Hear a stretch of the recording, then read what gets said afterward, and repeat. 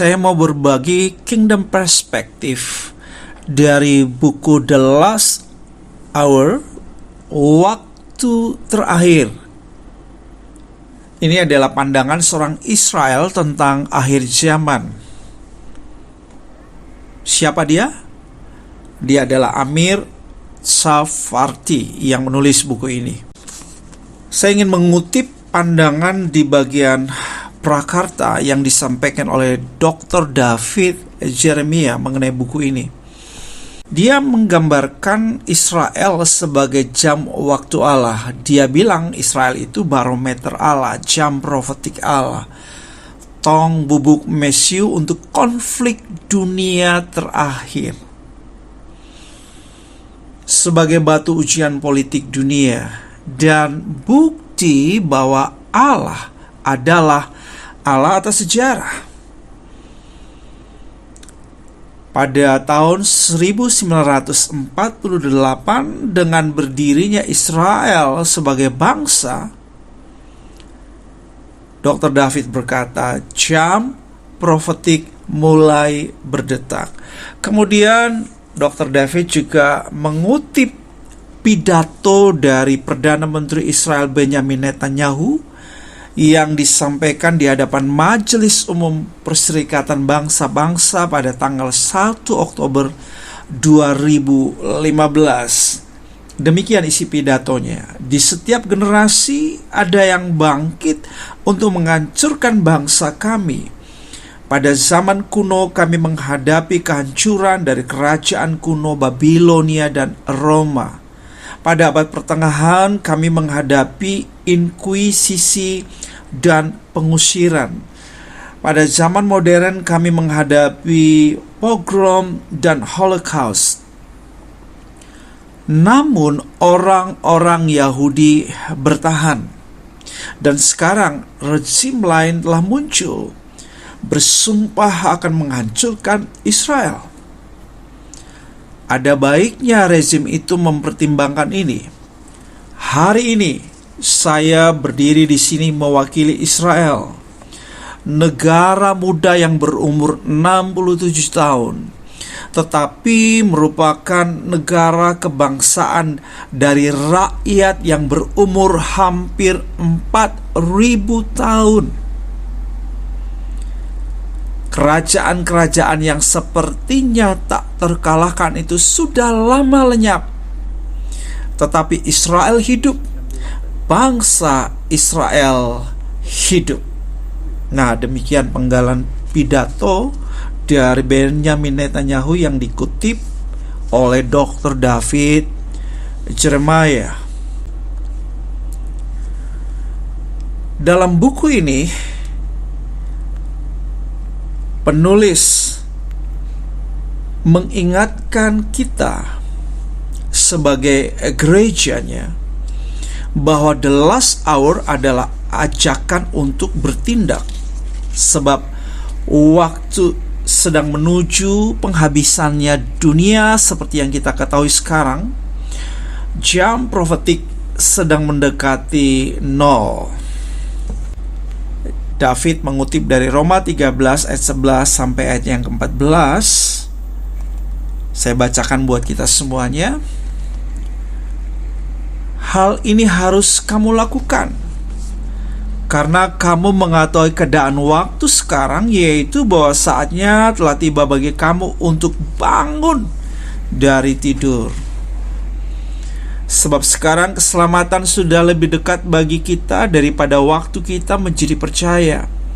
Hari sudah jauh malam, telah hampir siang. Sebab itu marilah kita menanggalkan perbuatan-perbuatan kegelapan dan mengenakan perlengkapan senjata terang. Marilah kita hidup dengan sopan seperti pada siang hari. Jangan dalam pesta pora dan kemabukan. Jangan dalam percabulan dan hawa nafsu. Jangan dalam perselisihan dan iri hati. Tetapi kenakanlah Tuhan Yesus Kristus sebagai perlengkapan senjata terang. Dan janganlah merawat tubuhmu untuk memuaskan keinginannya. Nah, saudara, di hari-hari terakhir ini saya coba mengomentari seperti ini. Gereja seharusnya bangkit bersinar kudus, tidak serupa dengan dunia ini. Tapi saudara, sangat menyedihkan. Ini yang terjadi, ini fakta. Amir menulis di pasal yang berjudul Memahami Nubuatan Berdampingan. Dia mengemukakan sebuah fakta bahwa kemerosotan khas gereja juga terlihat dalam lunturnya standar-standar moralnya. Denominasi demi denominasi runtuh di bawah tekanan agenda LGBT. Sikap permisif dan pergaulan bebas heteroseksual sudah lebih menjadi aturan daripada pengecualian. Banyak gereja tidak lagi menjadi para pemburu yang mencari Yesus. Sebaliknya, mereka menawarkan tempat yang nyaman dan menyenangkan bagi orang-orang yang percayanya setengah-setengah begitu ya. Mencari orang-orang baik yang suka melakukan hal-hal baik. Maksudnya orang-orang baik yang melakukan hal-hal baik. Bagaimana mungkin ada yang salah dengan itu? Lanjutnya, hilangnya kekasan Kristen Injili membuka pintu bagi peleburan umum ke dalam kesetaraan teologis ekumenisme yang licin. Ketika itu diserap ke dalam budaya, gereja akan berhenti menjadi terang dalam kegelapan. Nah, saudara, paling tidak di sini ada sebuah peringatan yang perlu kita perhatikan ya. Bahwa di akhir zaman ini, dan kapan sih akhir zaman itu dimulai? Sebetulnya dimulai dari abad pertama dari gereja ya, atau gereja di abad pertama. Kita mesti memperhatikan firman-Nya dalam Roma 13 ayat 11 sampai 14 tadi. Tujuan Tuhan untuk kita dapat memahami nubuatan-nubuatan mengenai akhir zaman dan hari-hari terakhir bukan untuk menakut-nakuti kita, tapi justru mengingatkan kita pentingnya kita berjaga-jaga, pentingnya kita hidup dalam kekudusan takut akan Tuhan, dan terus aktif untuk lakukan proyek taat, tuntaskan amanat agung terakhir. Oke, saya akan sambung pada kesempatan berikutnya. Insight-insight dari buku The Last Hour, Waktu Terakhir.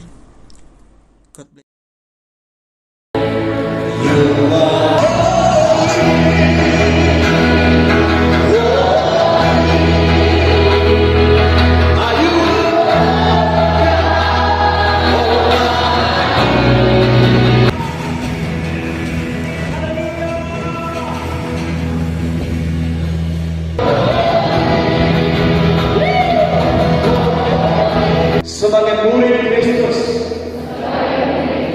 saya memiliki roh yang luar biasa, spirit of excellence. Hari ini saya memutuskan untuk menjadi generasi Daniel, generasi yang bermutu tinggi, generasi di atas rata-rata, generasi pemberi pengaruh, generasi pengubah dunia, generasi pembuat sejarah. Hari ini saya membuat keputusan tidak menajiskan diriku dengan hal-hal duniawi, menjaga urusan seksual sampai pada hari pernikahan, memasuki pernikahan yang kudus. Jaga hidup, kuduskan semua. Yes, God. Sekarang lanjut. Hari ini saya memutuskan tetap menjadi penyembah yang sejati kepada Yesus Kristus Tuhan, sekalipun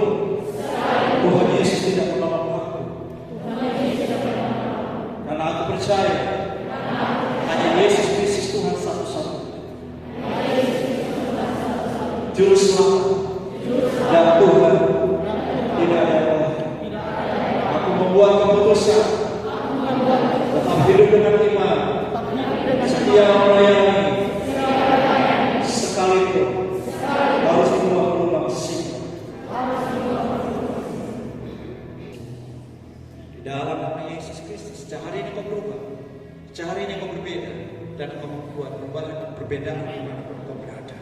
Sejak hari ini ada sesuatu yang luar biasa dalam diri. Engkau tidak sama lagi. Engkau menjadi generasi Daniel yang berbeda dan membuat perbedaan.